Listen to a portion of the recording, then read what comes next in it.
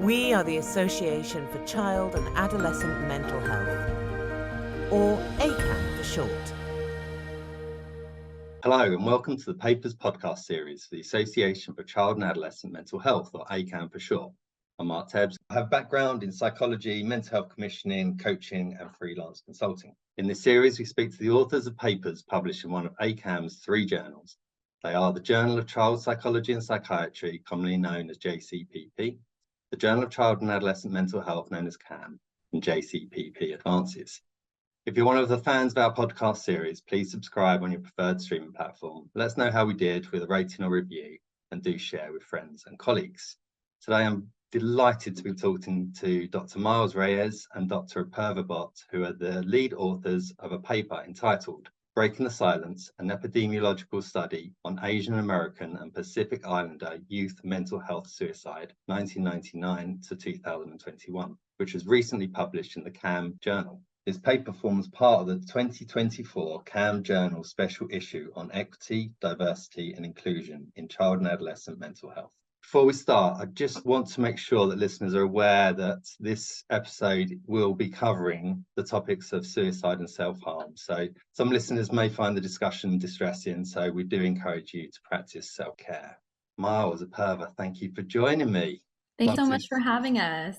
Cool, lovely to be speaking to you both. Let's start with some introductions. Miles, maybe you could go first. You could tell us about yourself, a little bit about your career to date and your research interests. Sure. Hi, everyone. My name is Miles Reyes. I'm a first-generation Filipina American, and I'm also a physician in training here in the U.S. I have my bachelor's in science psychobiology from UCLA. I'm also a few days away from graduating with my doctorate of medicine from the University of California, Riverside. I'm also an incoming resident physician at the Charles R. Drew LA County General Psychiatry Residency Training Program, with high hopes to go into child-adolescent psychiatry fellowship in the future.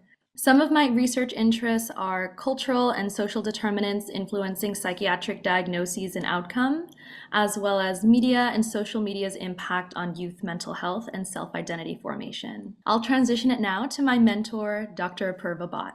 Hi, everyone. My name is Dr. Apurva Bhatt, and I'm a child and adolescent and adult psychiatrist and clinical assistant professor at Stanford University School of Medicine.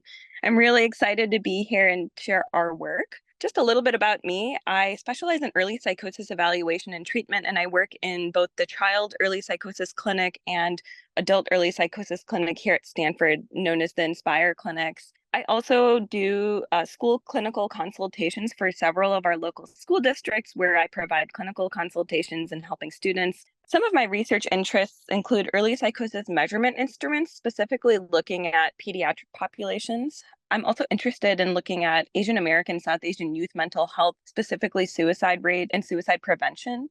I've also published and really worked hard on an advocacy level on prevention of youth suicide by firearm and looking at statewide firearm policies. And I'm also a mentor. Miles is one of my amazing ACAP mentees. I really enjoy mentoring students and trainees, and I'm really excited to be here. Great, thank you for the introduction. So let's turn to the paper. It'd be really helpful if you could just give us a brief overview. Yes, so our paper touches on a very overlooked Asian American and Pacific Islander population. It's a cross-sectional study focusing specifically on the Asian American and Pacific Islander youth population in the United States. We looked at publicly accessible data through the CDC Wonder and YRBSS here in the United States. And we looked at the years 1999 through 2021. We trended and analyzed the data and found an increase in the suicide rate of this population, as well as a few other findings specific to this group and subgroups within the population. Just in case anyone listening isn't aware, what CDC stands for is the Centers of Disease Control and Prevention. It is a U.S. government organization and is the nation's leading science-based, data-driven service organization that protects public health. And YRBSS stands for Youth Risk Behavior Surveillance System here in the United States. You can find the CDC website at cdc.gov, which is .gov. Brilliant, great overview. So let's get into a little bit more detail. So I'm interested that the title of the paper, or the beginning part of it, is Breaking the Silence. Could you tell us why you chose that title and whether it gives us a little bit of an insight in why you wanted to study this particular area? Yes, so it was just so important for us to end the lack of published literature on this subject and break the silences, if you will, as an Asian American women physician team. We wanted to focus specifically on this population, the Asian American and Pacific Islander population, because there's just so much literature surrounding suicide and youth suicide, but much of it doesn't include or purposely excludes this population. And that's particularly concerning given that suicide was the leading cause of death for the Asian American Pacific Islander youth population in 2021. Yeah, it was quite shocking that that population was actively excluded from many studies. So can you tell us how you went about the study? Were there any particular challenges or research limitations that you would be able to share with us? So, as I mentioned, it's a cross-sectional study and it utilizes publicly accessible data. So anyone can access this data in the United States. It's through the CDC Wonder database and the Youth Behavioral Risk Assessment Surveillance System, which is a self-reported survey type of data that's distributed to high school students here in the US. The data is already de-identified and we were able to just download it and analyze it thereafter. The obstacles that we are working with were all really specific to the data we were given. So for example, the YRBSS data is only reported every other year and it's through survey data. So you're subject to a lot of, self-biases, self-reported data there as well. And you're also only given information every other year. So for example, there was a large global pandemic that happened in 2020, but we weren't able to get the data from 2020. However, we were able to get the data from 2021. And another obstacle that we faced was that Asia or Asian youth is such a big overarching umbrella term. However, we're not able to analyze the single races that are found under Asia until 2018. So the CDC only started reporting single race data in 2018 and thereafter. So we only had 3 years of those counts to report. And again, whether you're Indian, Japanese, Vietnamese, Filipino, or Hawaiian, you're lumped together as Asian up until 2018. So those are some things to take into consideration. Thank you for that. The data showed really alarming increases in Asian American and Pacific Islander youth suicide rates over the period of study. Could you just describe those key findings from the study? Yeah, so we had a few key findings from the study. We were able to look at rates as well as gender differences, methods of suicide, as well as self-reported feelings of distress, suicidal ideation, and things like that. So, for example, one of our main findings was the rates of death by suicide in Asian American and Pacific Islander youth have doubled in the last decade, with rates reported from 2017 to 2021 as the highest reported rates since data collection began in 1999.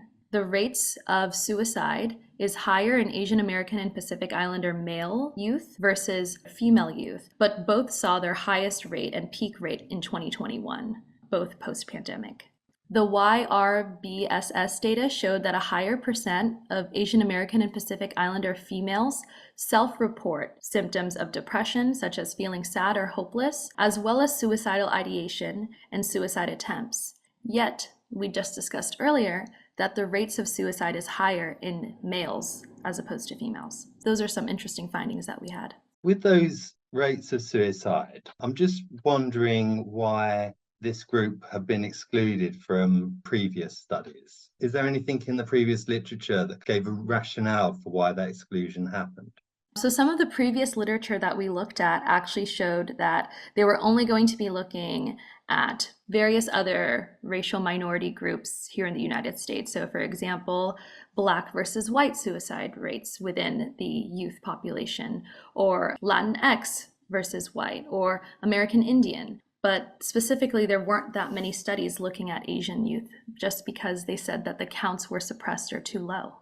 The other thing to add to that is when we look at these prior reports, I wonder, I don't think we'll ever really know why the CDC or other big epidemiological reporting groups specifically exclude Asian American youth. But one thing to think about is there is ample literature showing that the model minority myth really perpetuates a lot of exclusionary behavior, especially in research, where there's this sort of inappropriate assumption that Asian Americans don't have mental health issues, that they don't struggle with suicide.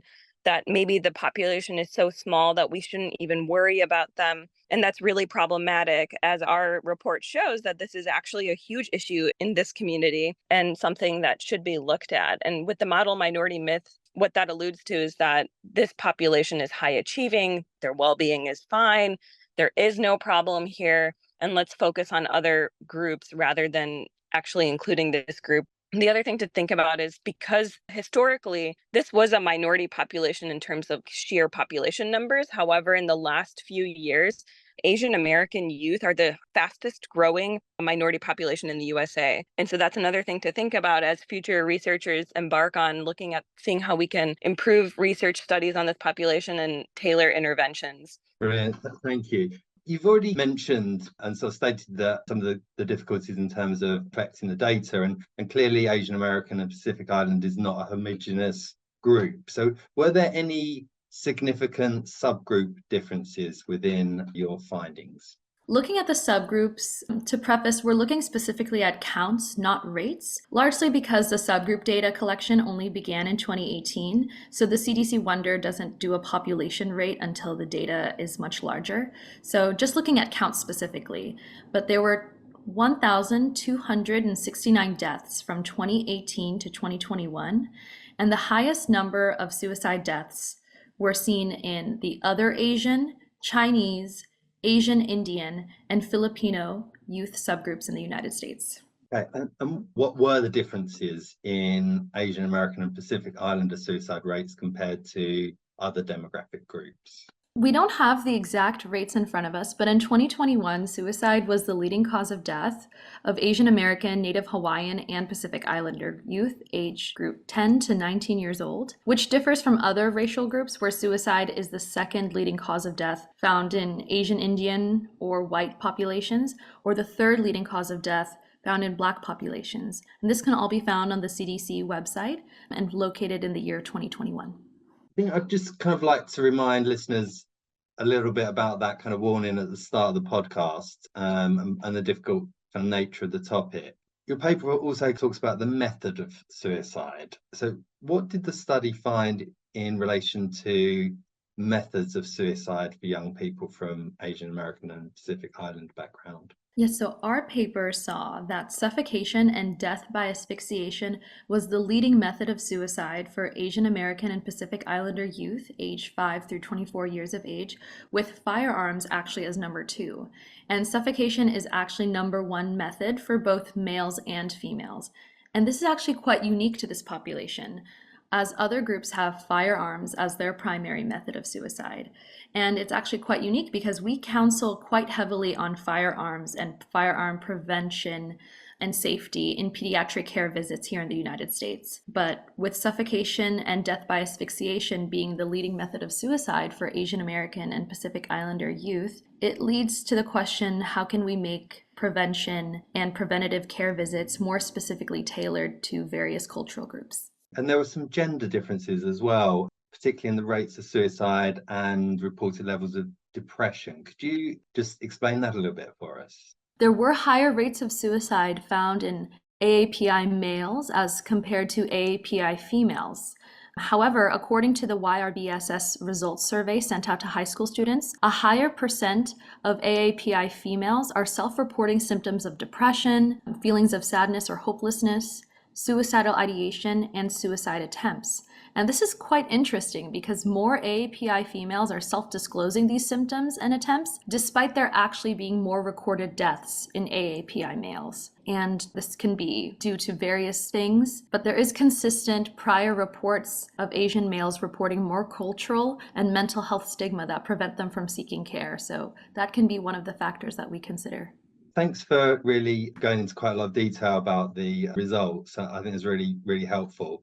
What would you like to happen as a result of the findings? So first and foremost, this is an understudied population. Like mentioned before, many epidemiological reports on youth suicide specifically exclude AAPI populations. And this may also perpetuate myths, such as the model minority myth that I mentioned before, or that AAPI individuals don't have mental health struggles. So I'd like to see more change and for more research to focus on this population and for researchers to be more inclusive in their demographic populations. We'd also like to see improvements in the diversity of the mental health workforce with increased focus on how our mental health system can provide culturally informed and sensitive care. I'd also like to see more focus on stigma reduction in communities, especially for AAPI communities, not just for youth, but also targeted interventions for parents, especially immigrant parents who have moved from different countries, so that if their child is struggling, they can identify the signs early and seek help without